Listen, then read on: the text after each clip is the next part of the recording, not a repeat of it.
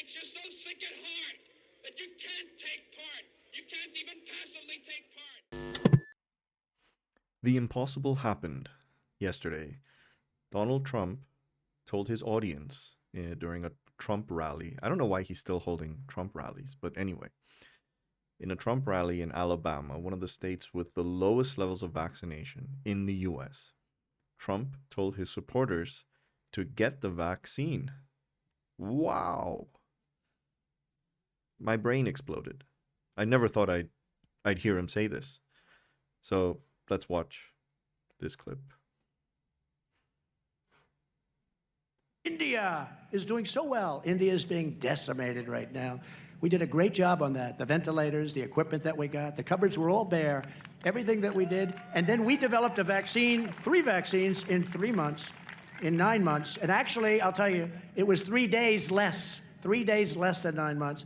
And it's great. And you know what? I believe totally in your freedoms. I do. You got to do what you have to do. But I recommend take the vaccines. I did it. It's good. Take the vaccines. But no, that's okay. That's all right. You got your freedoms. But I happen to take the vaccine. If it doesn't work, you'll be the first to know, okay? I'll call up Alabama. I'll say, hey, you know what? But it is working. But you do have your freedoms. You have to maintain that. You have to maintain that. And you got to get your kids back to school. So, yeah, that is quite a statement. And so much that some people booed him. And, well, I'm not surprised they did. But, you know, Donald Trump never really admitted that he took the vaccine. I mean, he said it, but there was no, like, public showing of him getting the vaccine like many other leaders around the world did, like Joe Biden did. But here's what I find really strange. I would love to inhabit a parallel universe where, in fact, Trump would have had one more year in power. Just one, okay? Not saying he should have gotten reelected. But if he had had one more year, I would have loved to see the conflict between the anti-vax crowd and Trump as president. Because that would have been, I mean, think about it. Last year, we didn't have vaccines. So we didn't really have that anti-vax push that we have now. We don't have people like Governor DeSantis in Florida demanding that schools that have mask mandates won't get public funding. We didn't have those conflicts back in 2020. So it'd be really interesting to see what would happen if we had Trump still in office when all these debates were going on, and what his position would be on taking the vaccine or not. Now, what I find really most stunning among the MAGA crowd, because the overlap between the MAGA crowd and the anti-vaxxers is huge.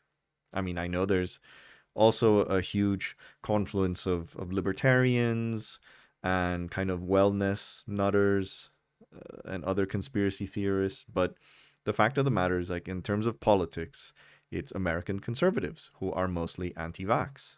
So I wonder what argument, if Trump was really committed as president to ensure vaccination, like, what arguments could he give, and why aren't all the other MAGA people doing this? And one of them seems to me like, dude, bank on the fact that you created Operation Warp Speed, which financed these vaccines and got them out just in time for all the other scary variants to emerge this year. I mean, imagine if Delta was unleashed when we had no vaccines. Like, it'd be a freaking slaughter. So I think, you know, it's hard to commend Trump on anything he did during his 4 years in office, but Operation Warp Speed, I think, was really good. That is the one commendable bit. And I'm surprised that he has, you know, the MAGA crowd hasn't promoted them as, you know, the Trump vaccines. That would have been so easy to get these people the vaccine. Like, dude, this is, you know, this was Trump's finest hour. Look at his achievement. He got 3 actually with the Johnson & Johnson, 3 vaccines out. in unprecedented time, and they work. These are Trump's vaccines. In fact, put the freaking label on them, like say Trump vaccine. I would have been happy to take a vaccine that said Trump vaccine as long as it worked. But no. I mean, there's an element of just being anti whoever is in office, insofar as it's a Democrat, and so there is obviously a degree of politicizing the vaccine issue. But I think they should have just promoted it as a Trump vaccine.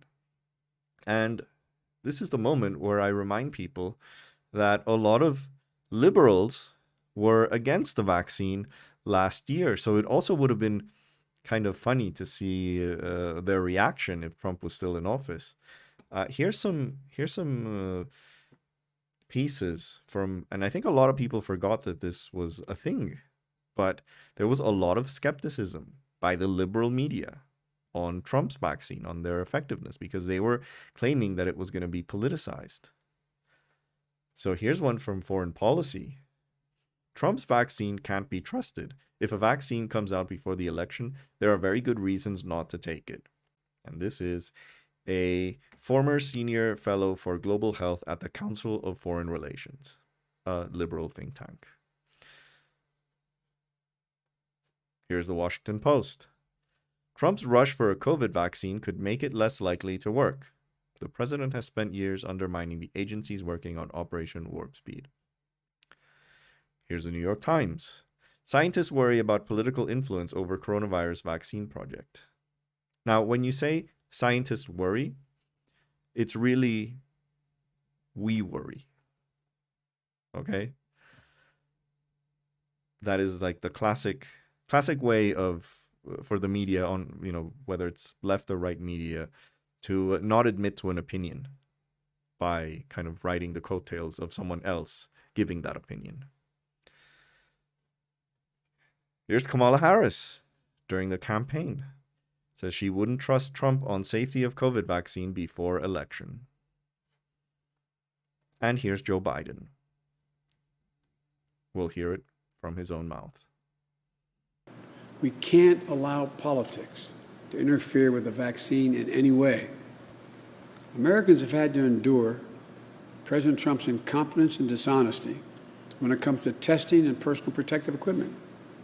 We can't afford to repeat those fiascos when it comes to a vaccine. So let me be clear. I trust vaccines, I trust scientists, but I don't trust Donald Trump. And at this moment, the American people can't either. Yeah. So that's the thing. So it's, hopefully, at least a few people in MAGA land listen to this Trump rally, listen to his statements on vaccines, and decided, you know what? If he took it, maybe I'll take it. Like I said, Alabama is one of the states with the lowest levels of vaccination in the country. And at this point in the US, if you're not vaccinated, it's because you don't want to be. There's plenty of vaccines for everyone around. So there's no excuse. And the states where vaccination rates are lowest are all in MAGA land. So I do hope that this statement reaches out to his broader audience. It clearly won't convince everyone. If not, some of these people wouldn't have booed him. Because how many times have you heard Trump getting booed? Like, never, by his own fans. Never. So I hope it makes a difference. Honestly, I don't think it will be that much.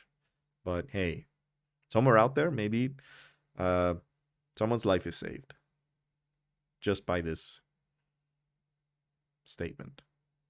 And, that is a good thing. Doesn't make up for all the other lives lost from all his other bad policies and bad statements, and his stoking of anti-vax conspiracies as well.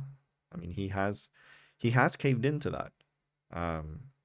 Not as much as some of the other MAGA clowns, like DeSantis, But to some extent, they're all in this, covering it up with phrases like, you have your freedom, as he said. So that's a disclaimer. It's like, I'm not urging you. You should get it, but hey, it's your freedom to die and pass the disease to others. But anyway, it's better than nothing. But hope you like this video. If you do, please like, please share. Most importantly, please subscribe. And I'll see you next time.